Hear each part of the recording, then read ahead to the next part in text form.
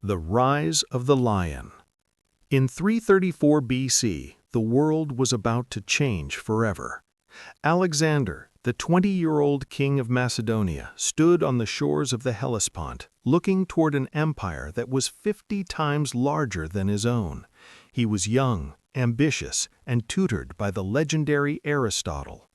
To the Persians, he was Alexander the Accursed, a barbarian intruder. To history, he would become the Great.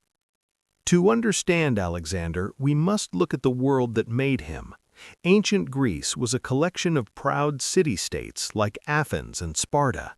While Athens gave us democracy and philosophy, Sparta gave us the ultimate soldier. In 480 BC, these cities united to stop a massive Persian invasion. Though the 300 Spartans fell at Thermopylae, the Greeks eventually won at Salamis and Plataea, ending the Persian threat for a century. But Greek unity didn't last. Decades of civil war between Athens and Sparta left the land exhausted. This exhaustion allowed a backwater kingdom to the north to rise, Macedonia. The Macedonian Machine. Alexander's father, King Philip II, was a military genius. He took the traditional Greek spear and replaced it with the sarissa, a massive 18-foot pike. Philip's soldiers fought in a phalanx, a dense block of men 16 ranks deep. With 5 rows of pikes bristling forward, it was a moving forest of iron. After Philip crushed the Greeks at Chaeronea, he planned to invade Persia, but a bodyguard's blade ended his life in 336 BC. Alexander didn't just inherit a throne, he inherited the finest army in the world. Alexander was quick to act. He executed rivals and burned the city of Thebes to the ground to show Greece he was in charge. By 334 BC, he was ready. He crossed into Asia with 40,000 men. This army was a combined arms force. The heavy phalanx held the center, while the companion cavalry, the world's first true shock troops, delivered the knockout blow. The First Blood, Granicus and Issus. The Persian satraps, governors, met Alexander at the river Granicus. They ignored the advice of Memnon, a Greek mercenary, who told them to burn their crops and starve Alexander. Instead, they lined the banks with 10,000 horsemen. Alexander's attack was reckless. He charged into the water under a rain of javelins. In the chaos, a Persian noble swung an axe at Alexander's head, splitting his helmet. Just as the blade was raised for the kill, Black Cletus, a Macedonian officer, hacked off the Persian's arm. Alexander lived, and the Persian cavalry broke. A year later, at the Battle of Issus, King Darius III himself faced Alexander. Darius had 100,000 men, outnumbering Alexander 2-1. However, the battlefield was a narrow strip of land between the mountains and the sea. Darius's numbers were useless. Alexander led a charge straight for Darius's chariot.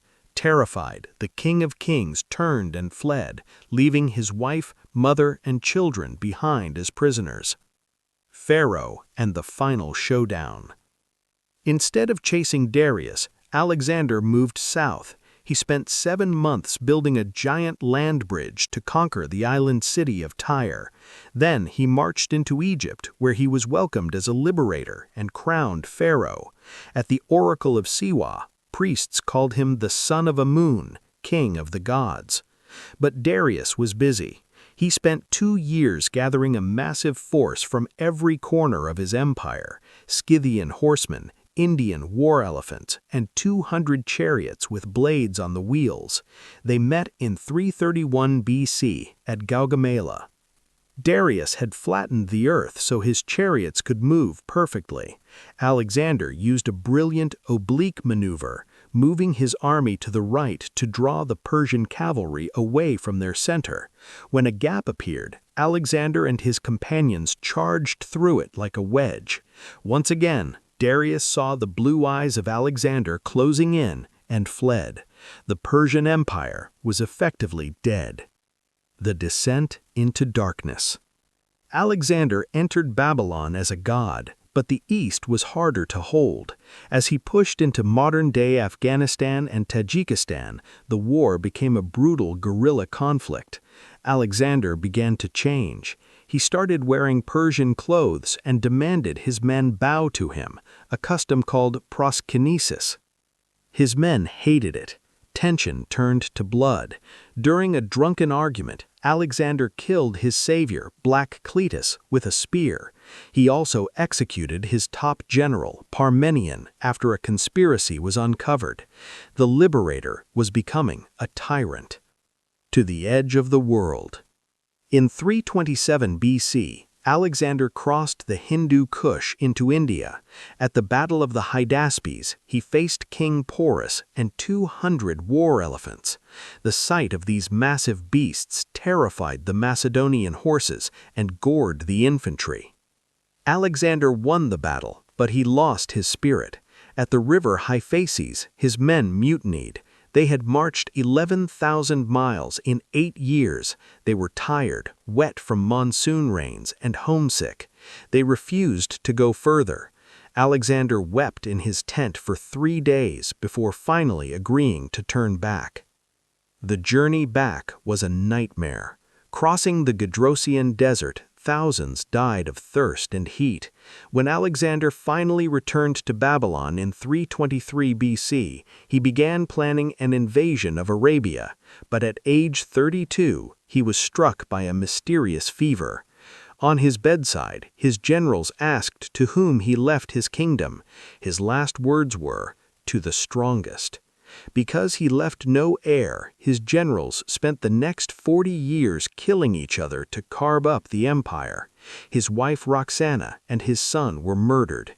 His body was stolen and taken to Egypt. But while his empire fell apart, his impact remained. He had spread Greek culture from the Mediterranean to the Himalayas, sparking the Hellenistic Age. Alexander the Great never lost a battle, but he could not defeat time. He remains the yardstick by which every conqueror in history is measured.